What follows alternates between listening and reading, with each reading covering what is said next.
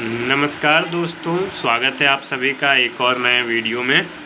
आज मैं आपको बताऊंगा कक्षा 10 हिंदी गोधुनी का पद्य खंड यानी कविता वाला भाग का पाठ 5, जिसका नाम है भारत माता और जिसके लेखक है सुमित्रा नंदन पंत।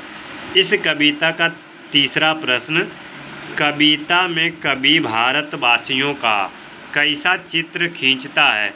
तो देखिए इसका उत्तर, भारत माता कविता में कवि कौन है? सुमित्रा नंदन पंत जी। भारतवासियों का चित्र खींचते हुए कवि जी कहते हैं कि 30 करोड़ भारतवासी।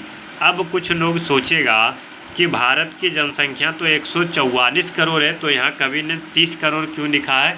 तो ये कहानी लगभग 1920-30 का कविता लिखा हुआ है। उस समय भारत की जनसंख्या, भारत की आबादी जो थी वो 30 करोड़ थी। ठीक है, 30 करोड़ भारतवासी नंगे तन, ठीक है, अर्ध भूखे, शोषित, यानी उस समय के भारतवासियों के पास पहनने के लिए ढंग के कपड़े नहीं थे, आधे भूखे होते थे, शोषित यानी अंग्रेज़ों के द्वारा उन पर शोषण किया जाता था, वे निहत्थे होते थे, मूर्ख क्योंकि उन्हें पढ़ाया लिखाया नहीं जाता था, असभ्य, अशिक्षित, निर्धन, सिर को झुकाए हुए, पैरों तले रहने को विवश है, यानी उनका अपना घर भी नहीं होता था। ठीक है, उनका कहने का मतलब सीधा बताइए मतलब है कि भारतवासियों को अपने देश में ही किसी प्रकार का कोई अधिकार प्राप्त नहीं था कि वे अपने जीवन को सुधार सके। जो पैसे वाले कुछ लोग थे उन्होंने ही बस ये सभी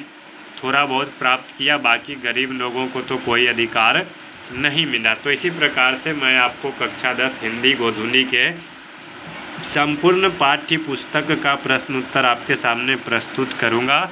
चलिए मिलेंगे आपसे नेक्स्ट वीडियो में। धन्यवाद दोस्तों, जय हिंद।